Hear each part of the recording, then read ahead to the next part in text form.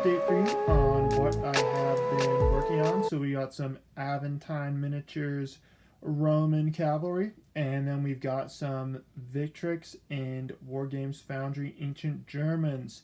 So I'll take you through the Roman cavalry first, and then we'll take a look at the Germans. So over here we have got first of all the two units in front are freshly done. These are Aventine miniatures, early Imperial Roman cavalry. And the nice thing about these is they are super flexible. So these cavalry can actually work really well for, you know, the 2nd century AD, also the 3rd century AD. And unless your opponent is a real, you know, Roman nut, they work pretty well for the 1st century AD as well. The only real difference is in the helmets and some of the horse gear, and of course the Draco standards. But yeah, these are super nice. I really love these. I really actually loved painting these figures. I did a fairly quick job on them, but they're really nice. And Aventine has, you know, they just get better and better. But I really do love these figures. So these two units in front are freshly painted. You can see I did end up running out of the shield transfers because I used a few on my Numidians who are for the Imperial era as well. Numidian light cavalry or Moorish light cavalry, as seen on Trajan's column.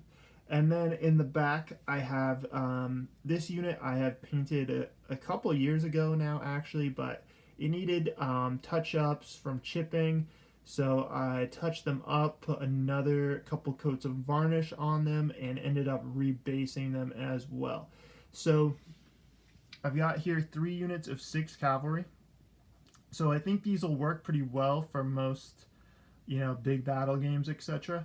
But what I'm really excited for is I've been looking at Lion Rampant variants that push the game back from the Middle Ages into kind of the Roman Empire.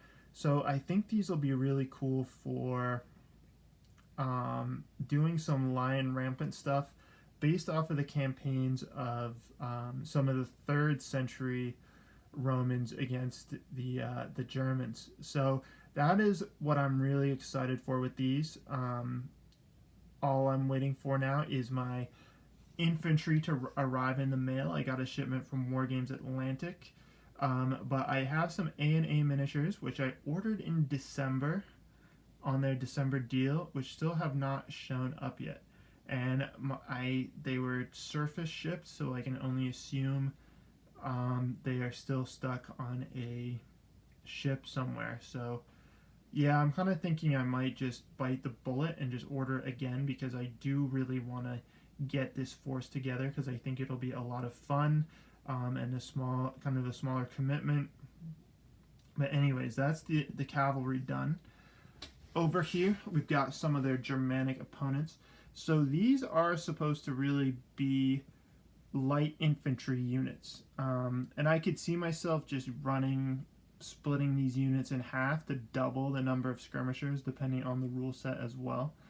But these are supposed to be light infantry skirmishers, so I did them kind of in a more open order, I guess you could say. So the first unit here, my goal was to try and paint like a really barbaric looking unit. So this has a lot of the naked figures, or the ones just with some pelts. So yeah, these are supposed to be those like semi-animal, you know, those kind of animalistic, you know, Germans of legend, I guess you could say. So yeah, these were really quick to paint. That's one of the benefits of naked figures, is they paint up so fast. So these were a lot of fun to do. These are kind of like the super arch barbarian Germans. And then in the back, we have the maybe slightly more civilized Germans in skirmish order. So a big part of ancient Germanic warfare was the use of light infantry, and also light infantry backing up their cavalry. So these two units are going to be pretty key, and especially I'm interested in Maximinus Thrax, who was one of the so-called barrack room emperors. He was the first emperor to never actually even set foot in the city of Rome himself in the 3rd century AD. He did a kind of famous campaign into Germania, which I've been really reading up on a lot lately. So that's kind of the idea with these, and a lot of ambushing things of that nature. So I think these are going to be really fun. So this was just a short update from me. You'll notice I got some different stuff with my intro going on. So yeah, I'm sure as you're aware, the Ukraine was invaded. So until Russian forces leave Ukraine, I will be, having Ukraine stuff on here. And is it, kind of just a statement? I've donated money to Ukraine. So it's not like I'm just doing this kind of gesture, but it's important to me. And, who knows how this is going to play out, but until the if the Russians are still there in 5 years, if we don't have a free and democratic Ukraine still in 5 years, 10 years, 20 years, that's still going to be on my channel.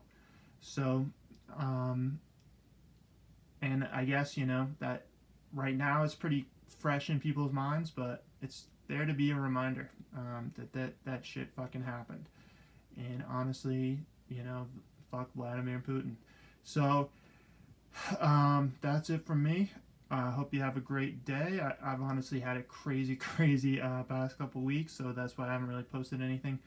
But I hope you have a good time, and I'm really rambling now, so I'll keep it short, and I'll see you in the next one.